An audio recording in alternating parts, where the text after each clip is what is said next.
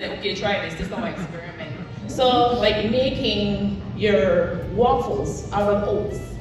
Use banana for the sweetener, stuff like that. So I'm going to bring out and I'm going to do some of these cooking classes with my seniors within the first hour of their educational session. So even make burger bread, make out the oats as well, so stuff like that. I'm going to try to do some of those.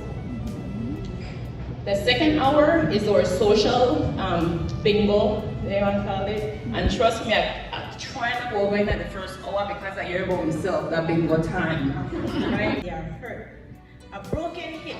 So this is a little factoid that I learned early on in my aging journey.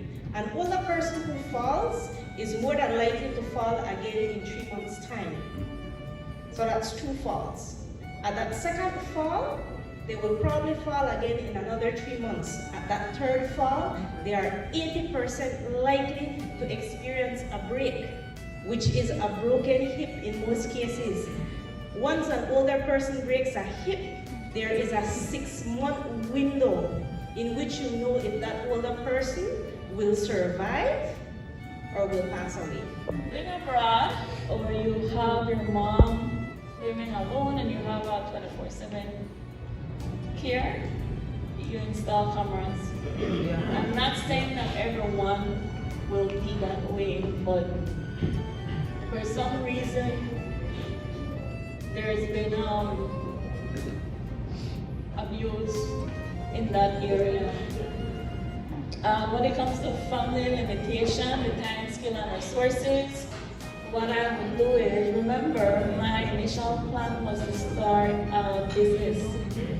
I actually won an imprinted fund. I was voted most likely to succeed and best plan for the next decade or something. But as I got into interviewing these family and actually being on the ground, realizing that families, like when I'm in these meetings, the families would be like, I would be explaining the process, explaining the price, and they would be like, okay, so I can't eat that, I can't buy that, but definitely they can't afford the bed. And then they have to choose between a survey that shared that 30.1% of the Belize population, adult population, were affected by non-communicable disease. That's from 2006. And we're seeing the impact of it because working within our health-based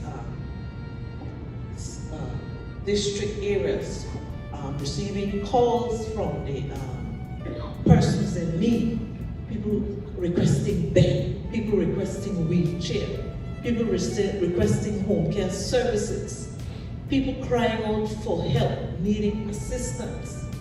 It's an indication. We would attend ceremony at Red Cross receiving wheelchairs, the number of wheelchairs they receive, and it's not enough. It's not enough, and it's an indication of what are we doing as it relates to prevention, as it relates to promotion, as it relates to intervention, as it relates to rehabilitation. Well known, my aunt is Miss Carmita Garba.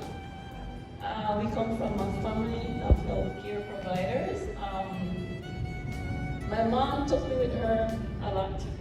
Whenever she went to care, she would take me and I would sit and I talked a lot. I still talk a lot today, but I talked a lot and I realized that my mom took me to do the companion part and she did the home health aid part and the home care part. So I've been working with my mom since 2006. I was still in high school.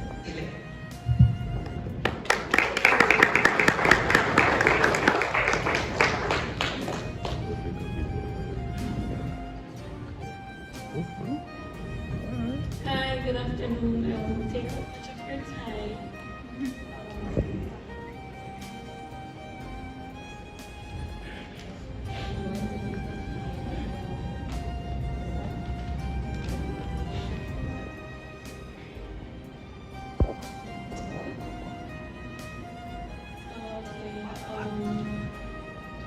going to touch on the topic of employing caregiver, which is actually a very important topic that we need to dive into. But before I do that, I will let's give a brief history about us and what we do. The Belize Home Caregivers Association is the first and leading trade association for home care industry in the country, collaborating with NCA, BAPDA, Belize Alzheimer's Association, Belize Red Cross Association, Beltrade, and the Ministry of Human Development. Belize Home Caregivers Association was founded in 2017. It represents